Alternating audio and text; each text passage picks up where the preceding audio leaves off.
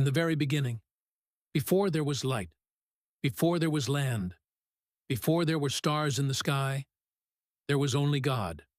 There was no sound, no wind, no sky, no earth, no time as we know it, only endless darkness and deep waters that covered everything. Nothing moved, nothing grew, nothing lived. Yet God was already there, watching, waiting, preparing to create something beautiful. With His voice alone, the universe was about to begin. This is the true story of how everything was made. This is the story of creation, from the book of Genesis. At first, the earth was empty and dark. Nothing could be seen. There were no colors. There were no shapes. Only deep shadows and silent waters. Then God spoke with power and authority. "Let there be light." And instantly, light burst into the darkness. Brilliant, shining light filled the empty world. For the first time, the darkness was pushed away.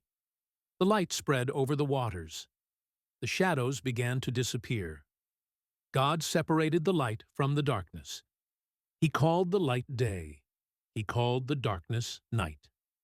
Time had now begun, and the first day came to an end. On the second day, God turned His attention to the waters that covered everything. Above the deep waters and below the deep waters, there was still no space for breathing, for flying, for clouds, or for wind. So God spoke again with calm authority. He separated the waters below from the waters above. Slowly, a great open space formed between them. This open space became the sky.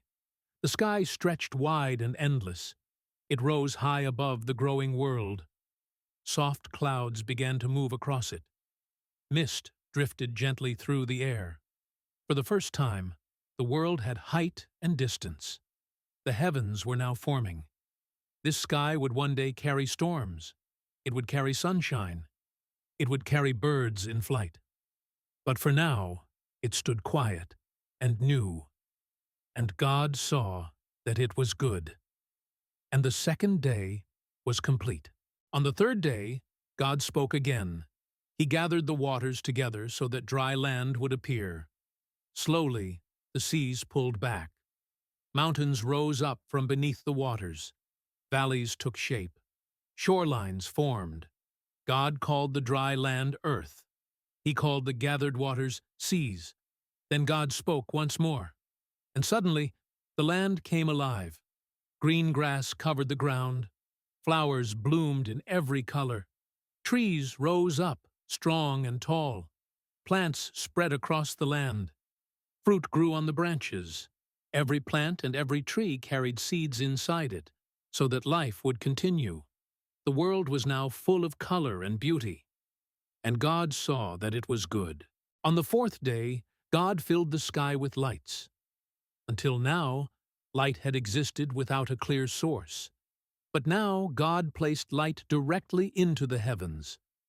First, He made the sun.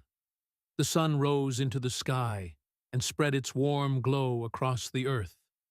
Its light reached the mountains. It touched the seas. It warmed the land where plants were growing. Then God made the moon. The moon rose gently into the dark night sky. Its soft silver light reflected over the oceans and rivers. And then God filled the sky with stars, one by one, then by thousands, then by more than anyone could ever count. The heavens became filled with beauty and order. These lights were placed to guide time. They would mark days and seasons. They would shine over the earth for every living thing. The sky now had rhythm. The world now had time. And God saw that it was good. On the fifth day, God filled the seas and the sky with life. The oceans, which had once been empty, were suddenly full of motion. Great sea creatures swam through the deep waters. Small fish moved in shining schools. Life filled every part of the sea. Then God turned to the sky, and suddenly Birds filled the air. They rose into the heavens with powerful wings. They soared across the open sky. Birds of every kind spread across the world. God blessed them and said, "Be fruitful and multiply." And the fifth day came to an end. On the sixth day, God created the animals that live on land. Wild animals walked upon the earth. Gentle animals grazed in the fields. Small creatures moved across the ground.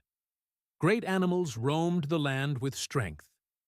Each one was created with care and purpose. Then God did something greater than all the rest. He created human beings. God formed the first man, Adam, from the dust of the ground. God leaned close and breathed his own breath into Adam's lungs, and Adam became a living person. Then God created the first woman, Eve, to be Adam's helper and partner. Humans were created different from everything else. They were made in God's own image. God placed them in the Garden of Eden, a place of beauty, peace, and life. He told them to care for the earth and to rule over every living thing. When God looked at all that He had made, He saw that it was very good. On the seventh day, God rested. Not because He was weak, not because He was tired, but because everything was finished. The skies were filled with light. The seas were filled with life. The land was filled with animals, plants, and human beings. The world moved in perfect balance. God looked over all that He had created. Every mountain, every ocean, every tree, every animal, every human life. And God was pleased. So He paused, He rested, He set the seventh day apart from all others. He blessed it. He made it holy. It would become a day for rest, a day for reflection, a day to remember the Creator. The work of creation was complete, and the world stood still in peace. From darkness came light. From stillness came motion. From emptiness came life. Everything you see, the sky above you, the earth beneath your feet, the air you breathe, exists because God spoke it into being. But have you ever stopped to think about what that really means? Have you ever looked at the stars and wondered how many times God has counted them? Have you ever watched the ocean and thought about how every wave still obeys His command? Have you ever stood outside at night in quiet silence and felt how small you are, and yet how cared for you feel? If God created the universe with His voice, what might He be able to create inside your life? If He shaped mountains and seas, could He also shape your heart? If He gave breath to Adam, could He also breathe hope into you? Every tree you see, every animal you watch, every sunrise and sunset is a reminder that this world was not made by accident.